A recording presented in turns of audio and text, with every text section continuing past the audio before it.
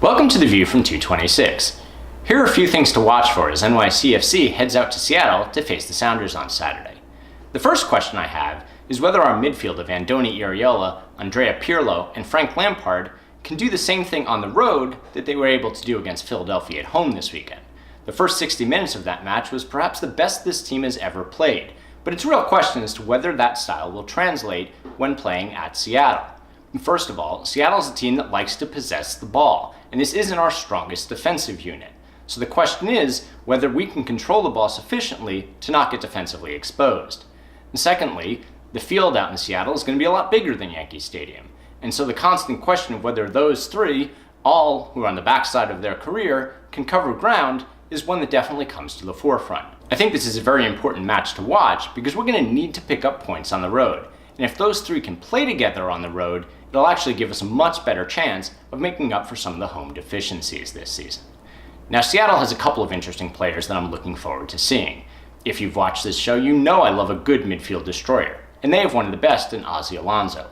Alonso, who's had a long MLS career, is a tremendous defensive player who's also good enough on the ball to help start the attack. And while he's slowed down and had some injuries in recent years, as you can see from these two graphics from the most recent Seattle matches, his defensive actions are still spread across the field. He still covers a tremendous amount of turf and gives their offensive players a lot of support from the back. Now, the real problem for Seattle this year, though, has been goal scoring.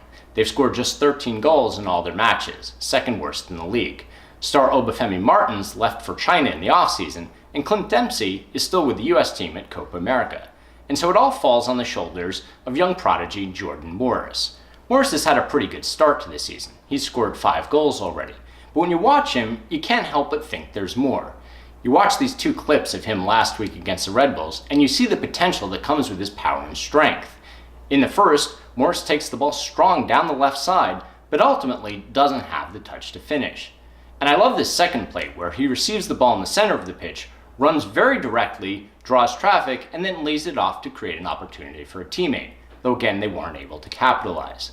So a real question for Seattle is where they can find goals.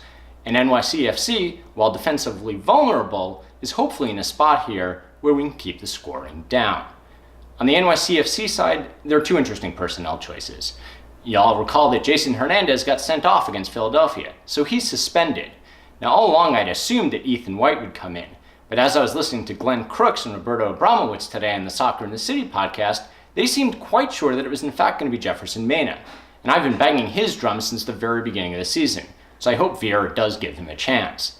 The other question is who starts at left wing.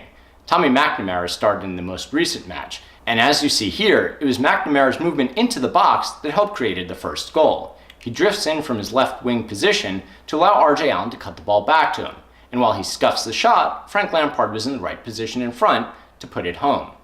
However, on the bigger field, I often wonder whether Steven Mendoza might actually be the better choice. Again, this is not a game where we're likely to control possession, and there's a lot of space to run, and I think Mendoza's speed could offer us a nice outball. So I think it'll be interesting to see who Vieira chooses for that spot. Hopefully NYCFC can keep the momentum going and get another big road victory this weekend. Thanks for watching and enjoy the match. See you next time!